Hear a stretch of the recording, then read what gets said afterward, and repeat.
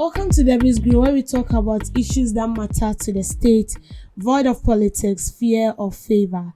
The Director of Public Health at the Accra Metropolitan Assembly, Florence Kuyi, has raised serious concern about the worsening sanitation conditions in Accra and their growing threat to public health. She warned that the increasing levels of filth across the capital are not only driving outbreak of cholera and other sanitation-related diseases, but are also contributing significantly to deteriorating air quality. Citing recent data, she revealed that more than 28,000 people die annually in Ghana as a result of air pollution, equivalent to one death every 19 minutes. Describing the situation as disheartening, she called for urgent and coordinated action from all stakeholders to address the crisis before it escalates further. And this is a major issue in Accra. It is sad that within every 19 minutes, one person needs to die. Wow.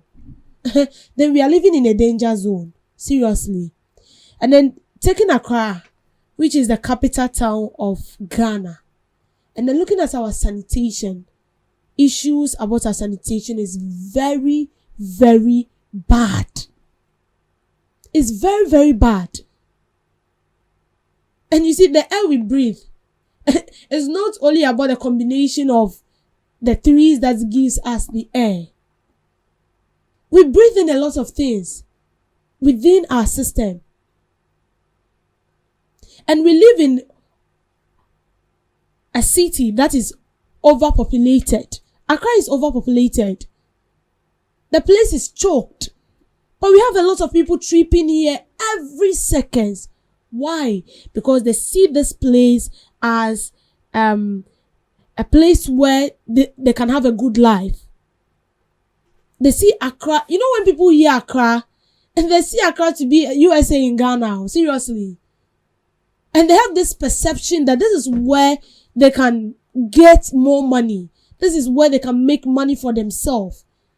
And this place ends up to be very choked. And you live in a community where the back of your house is another person's or a neighbor's house. And sometimes when you bath, it goes directly into someone's room if you don't take time. The place is choked.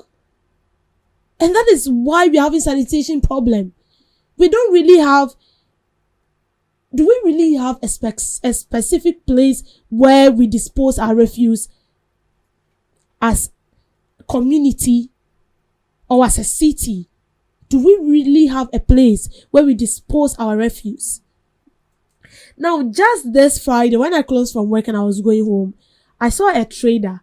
And you know, most of these traders, where they sell, they don't really have places where they have to ease themselves. And so sometimes where they are selling, they have chamber pots under the table where they ease themselves. And I equally saw this woman. And after she was done, she walked closer to the U-drain and then she poured it in there. This is the same place where somebody is selling banku. This is the same place where somebody is selling kenke. And this is the same place where somebody is selling wache. We go there to buy food every day. Why won't we be dying in every 90 minutes? Because we inhale things within us and we eat things. Before you get to Accra, the overhead, I always forget this place. If you see a heap of refuse, you can't even breathe. When I get there in the vehicle, I just have to hold my breath. Because the place stinks. And I feel like we are not doing anything about it. How are we going to solve the sanitation problem in Accra?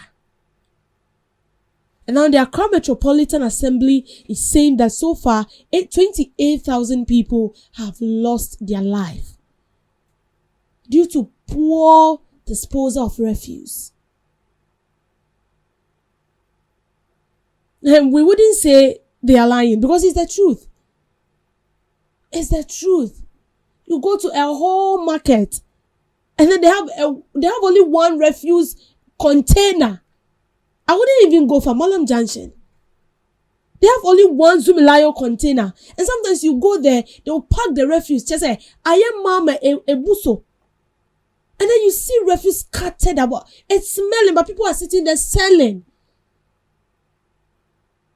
And we go there every day to buy foodstuffs. And you know what? We go there to buy sickness. We go there to buy typhoid.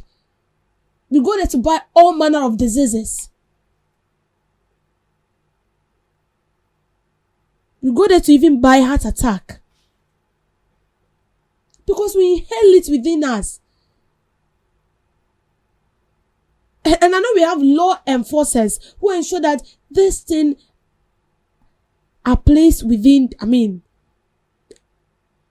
are put in the right places. Let me put it that way.